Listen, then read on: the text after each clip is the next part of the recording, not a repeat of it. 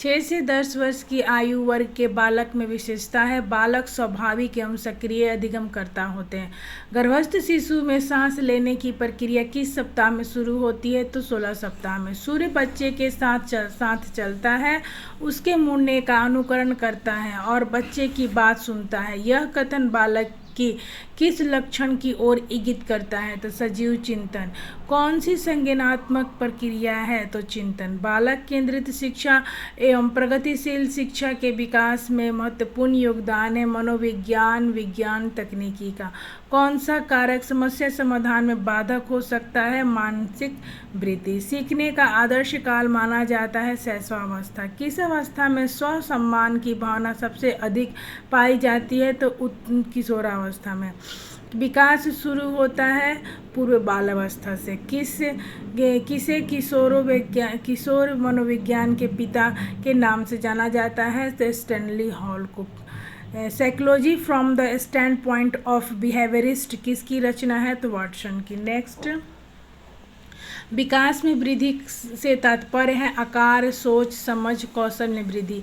Ericsson के अनुसार कौन सी अवस्था में बालक अधिक पहल करता है लेकिन बहुत सशक्त भी हो सकता है, जो दोष भावनाओं की ओर ले जा सकता है? तो 3 से 6 वर्ष तक पहल बनाम दोष अवस्था। दो बालक में समान मानसिक योग्यता नहीं होती है।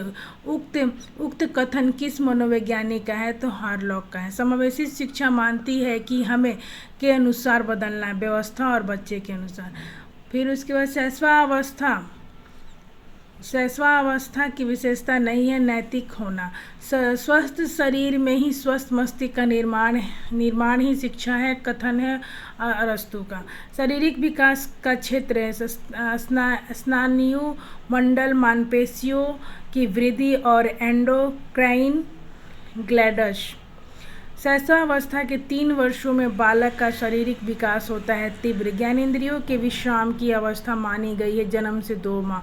सामाजिकरण एवं व्यक्तिकरण एक ही प्रक्रिया में पहलू है, यह कथन है मैकाइवर का। नेक्स्ट, समाज में अंधविश्वास और रूढ़िवादिता की समाप्ति के लिए आवश्यक है प्रगतिशील शिक्षा। शैशव काल की अवधि है जन्म से 2 वर्ष तक। बालक में तर्क की क्षमता विकसित करने के लिए आप क्या करेंगे? जीन पियाजे के अनुसार संज्ञानात्मक विकास की अवस्था है। ये क्या है? तो 4 अवस्था उन्होंने दिया है। शिक्षा मनोविज्ञान में जिन बालकों के व्यवहार का अध्ययन किया जाता है वे समस्यात्मक बालक, कम गति से सीखने वाले बालक, मंदबुद्धि बालक हैं। निम्न में से कथन है दो व्यक्ति समान नहीं होते। व्यक्तिगत विभिन्नता का मापन संभव है। व्यक्तिगत विभिन्नता सार्वभौमिक होती है। बालक श्रेष्ठ आचरण से बुराइयों की ओर लौटता है। बालक पर मन में किस भाग का प्रभाव पड़ता है? तो इदम।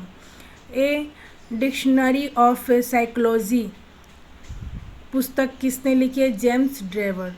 बुद्धि एवं विकास में क्या संबंध है? एक दूसरे के पूरक है। बुद्धि और विकास बहुत इंपॉर्टेंट क्वेश्चन है, वो एक दूसरे से पूरक है। किसने यह दावा किया कि सभी भाषाओं में होने वाले कुछ सार्वभौमिक गुण जन्मजात होते हैं? तो नॉम चॉम्स्की ने। ओके, सो फ्रेंड्स, ये 51 से लेकर के 100 तक क्वेश्चंस मैंने कंप्लीट किया। आप लोग को पसंद आता है तो आप लोग लाइक करें, सब्सक्राइब करें। Okay, thank you.